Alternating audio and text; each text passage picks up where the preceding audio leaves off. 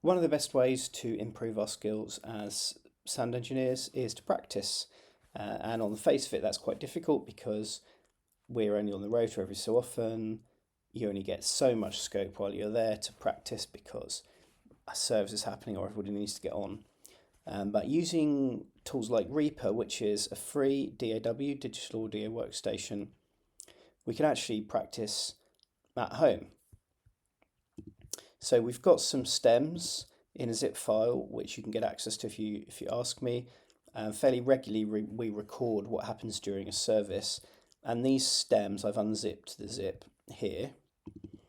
These stems, there are 30 different tracks which each represent one of the microphones in the room or on the band or one of the inputs from the band. And I've saved these in FLAC format because they're much smaller. So I've downloaded Reaper, I've installed it, I've unzipped these stems. What I'm going to do is show you how you can go through the process of importing them into Reaper, organising your setup, having a go at mixing them, applying an EQ, a compressor and a gate, using all of the free resources. So the first thing I'm going to do is highlight all of these and drag them in. And I'm going to get asked, how do you want to insert them? Do you want to insert them one after the other or all at the same time on different tracks? Same time position on separate tracks. That's what I'm going to go for. So it's going to pull them all in order. And you'll find the order of them is quite similar to what happens on the sound desk. You can scroll up and down, see the different tracks. With Reaper, if you scroll up and down on the main bit, it actually zooms out time-wise. Or there's these zoom buttons here that you can use.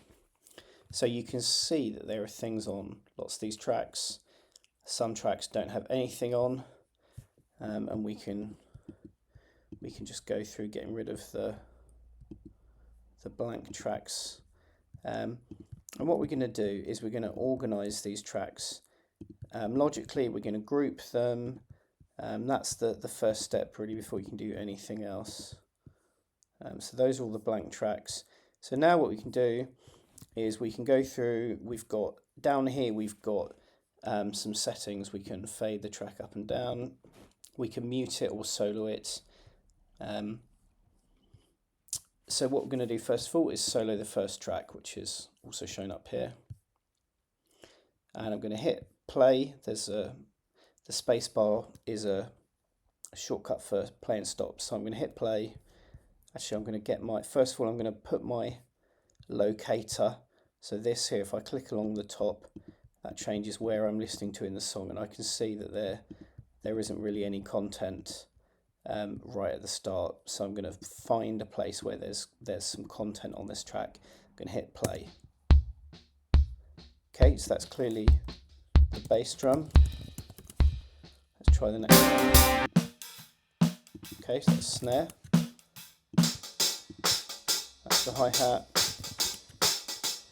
So what I'm going to do now is go through listening to each track and assigning a name to it, and probably I'll speed this up in the recording so you don't have to watch it all.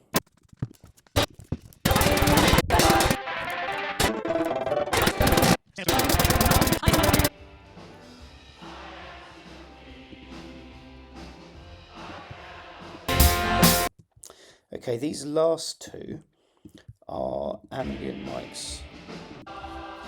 So these are the kind of congregation mics that are above the congregation. They can be useful to hear the congregation singing or to just give a bit of ambience. And then I think these last two, there's not much happens on them. Just you can hear we pray that you would teach the leader talking. So I'm going to get rid of those because they don't seem to do anything during the singing. Okay, so now we've got each of our tracks. We've got only the tracks that we want. What I'm going to do is save the project, and I'm going to put it somewhere sensible. 2024 October 6 test 2 I'm going to call it because I already did a test 1. Create the subdirectory, and I'm going to move the media into it. So that's going to move the files into that directory from wherever they were. Okay, so now we're ready to start doing a bit more organising. What I'm going to do is I want to make a group that contains all the drums. So I'm going to right click and create a new track, drag it to the top. I'm going to click on the bass drum, I'm going to hold shift and I'm going to click on the last drum track. And now I'm going to drag that on top of this group and call that drums. And then I'm just going to collapse it like that. So now we've got a group containing the drums, and we can use the solo button,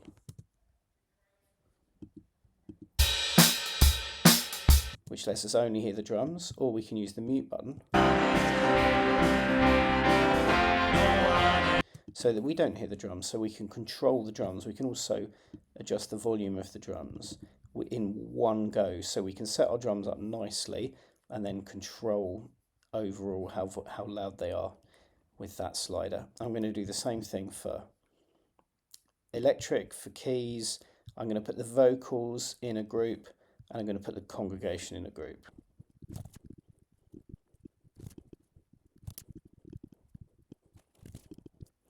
Okay, so next there are a few things that obviously need panning. So if we click on the overhead, we want to pan the left overhead left, the right overhead right. Electric, we want to pan the left side left, the right side right.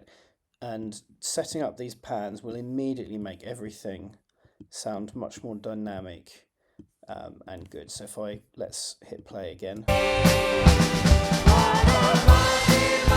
So immediately that sounds better to me, although everything's still a little bit unbalanced. So that's a great start. Maybe we might want to pan the toms a bit as well, just for fun. So what we can do next is we can start looking in more detail at some of the individual tracks. So the first one I'm going to have a look at is the bass drum. Normally with the bass drum I add a compressor and an EQ. I'm also going to try adding a gate so that I can show you how to do that. So if I solo the bass drum and hit play. Right, so if I click on this FX button up here by bass drum, there are a bunch of plugins that you can use. That's how you get an effect. So I'm going to choose Kokos, which is the name of the people who make Reaper, and I'm going to look for the recomp to start with. That's a compressor, and what a compressor is going to do is it's essentially going to pull the fader down when the bass drum hits, so you don't have quite as much dynamic range on your bass drum. So you can see when this red light comes down, that's it pulling the volume back. I'm going to turn that off.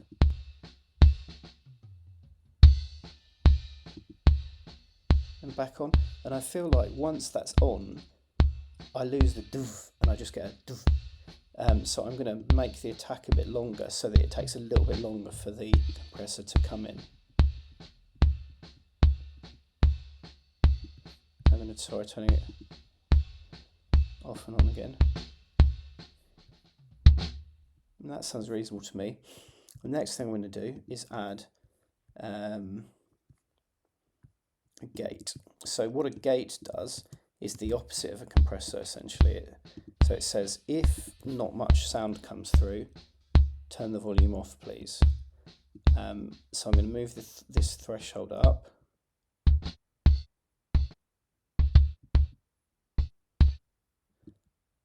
And you can hear that the microphone is now only on when the bass drum hits. And again, that can be quite useful. So the last thing I'm going to do is add an EQ on here. So with the EQ, you can see in here what frequencies are kind of hitting. This first one is normally what's called a shelf, so it just pulls all the frequencies above or below a particular point, up or down.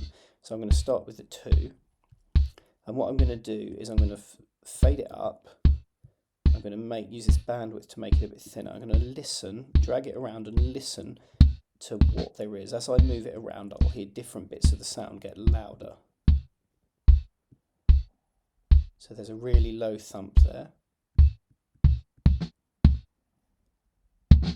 As I bring it up, there's more of a kind of, still a thump, but it's less low. I'm going to just stop and start.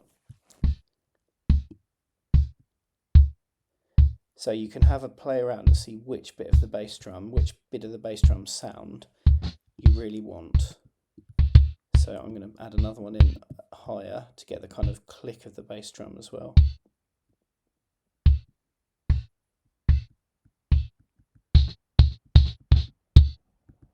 So now I can turn the EQ off and on and see if I'm happy with the difference I've made to the sound. Great. So next we can move on, do the same with the snare. I'm going to go for the same kind of thing as on the bass.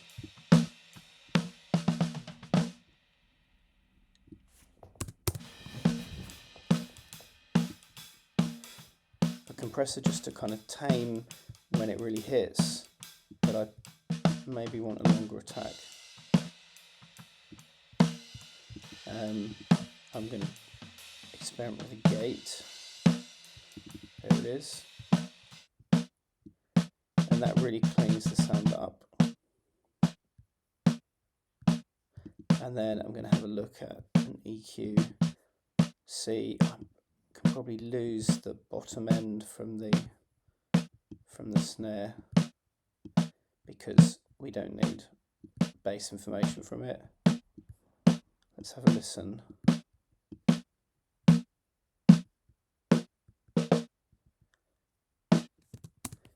So around here there's a kind of slappy noise. As we move down it's more of a doof, which I quite like.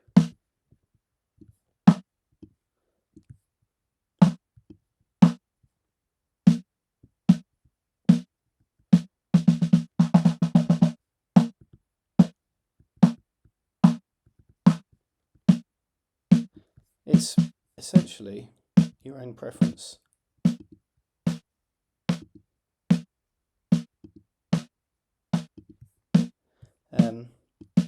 And you can find guides online that give you some suggestions.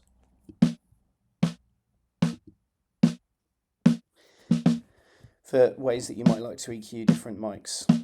Okay, so now what I'm going to do is have another listen to the drums, all of the drums.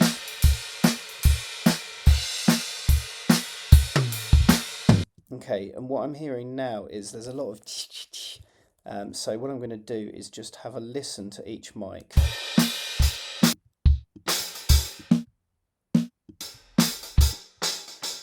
Okay, so that mic has got, that's quite kind of clangy.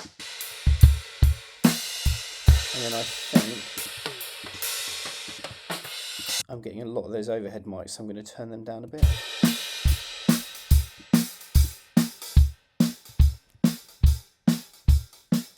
Just going to see if I've lost too much of that hat mic.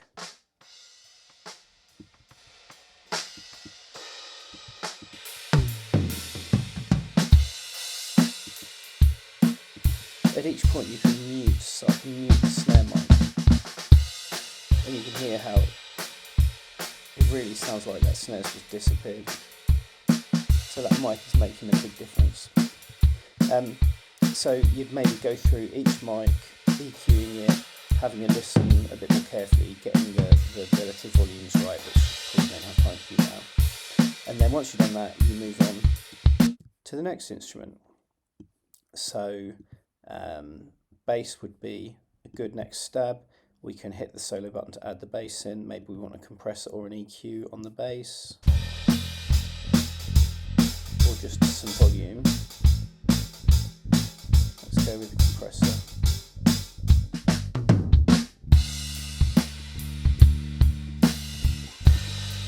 Which just evens out the volume a little bit. Turn it up a little bit. And then add in the electric. That might warrant some EQ or similar. Add in keys. What we could do now is we could pan the keys to the right a bit and the electric guitar to the left. So that is kind of the basis of the band, I think, there. What I'm going to do is just mute the violin, because that's, in fact, if I just solo it, you'll hear it's really difficult to use. Because it gets so much congregation. So I'm going to leave that muted for just this run through. So now let's pick a vocal because they're pretty important. Let's solo the lead vocal.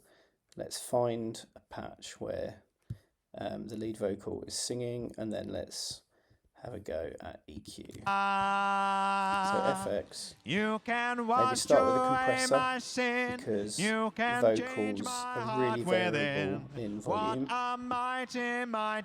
it can just help to even things out a bit when they accidentally get a bit too close to the mic, or sin is too strong for me to conquer on my own. I need someone to help EQ. me. We should be able to take off the bottom end, because then if we get any plosives or he accidentally kicks the mic stand, we won't get that coming through. And then again, we can turn this fade one up and have a listen to what we're getting. You died and rose again for helpless so there it begins to sound a bit nasal. What a really nasal there. So I think what I'm going to do is have a bit of a boost to give him a bit of kind of low end body, and then I'm going to cut some of this nasal area, and then just a bit of a shelf across the top end to lift that to kind of make it crisp. So I'm going to try turning the EQ off, and I'm going to have a listen. You can wash away my sin. You can change my heart within. What a mighty, mighty so that doesn't sound too bad to me. Savior. The next thing I'm going to do is just lower the volume of Vox 1 and Vox 2 and Vox 3.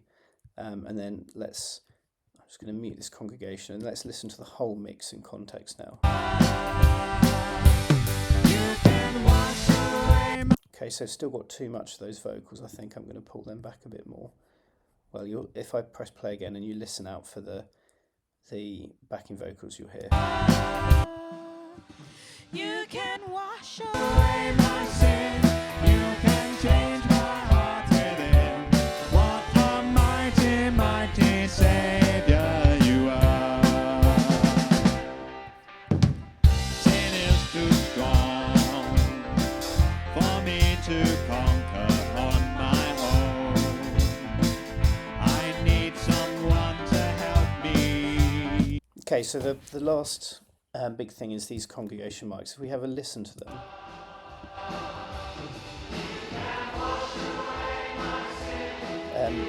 It could be quite useful to put some EQ on them. You wouldn't generally put a compressor on the audience mic, the congregation mics, but I find it quite useful to cut the bottom end. And I've also found that this middle bit, losing that seemed to help a bit, but that's again, that's to your taste. So what we can do is have a listen, put the congregation mics up to full, and then pull them down and see where they sit comfortably.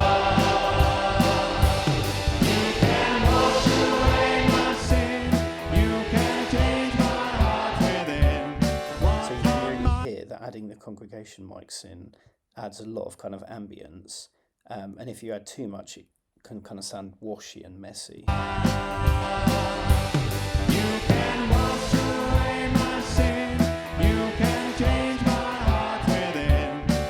So that's pretty cool. The other thing that can be quite interesting is to add reverb. So let's add a new track, drag it to the bottom, call it reverb. And what we're going to do is we're going to add a reverb plugin on there, but first of all we've got to send something to it.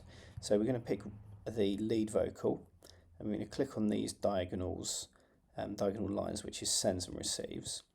And then we're going to add a new send. So this is going to send this lead vocal to the reverb, and you can choose, here there's a fader where you can choose the amount.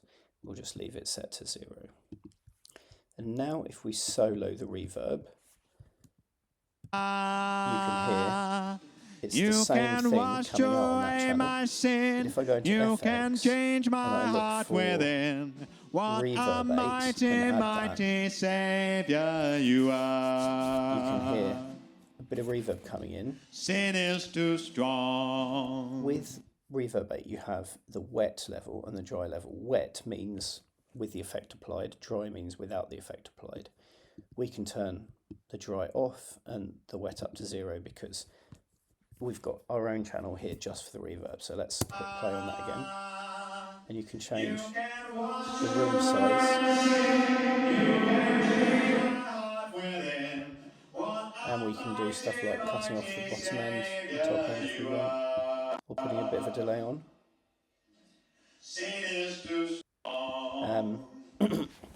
Let's leave that for now. What I'm going to do is also hit solo on Vox lead. I need someone to help me. And let's just hear. I am too weak. I cannot change my sinful heart. That doesn't sound too bad. I need someone So let's listen to to it in save context. me. And then I'm going to mute But and I'm unmute so the reverb glad so we can you hear the died. difference it makes. For helpless sinners like me. What a mighty, mighty Savior you So that can are. be quite good. The other thing is that the keys, they can be quite dry, so they can often benefit from a reverb. We don't normally do this reverb in the room, but it's quite nice when you're doing it at home in a DAW. And I guess with the keys, potentially, the keys we want a bit less. So I'm just going to drag that down.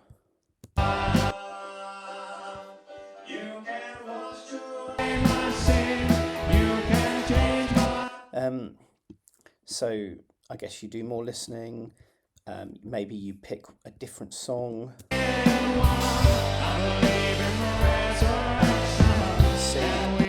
And then you get to see whether the kind of volumes are static, how much you have to change things between different songs, how much does the exact song and mix make a difference. Maybe if you've got a different style of song, that would make a difference.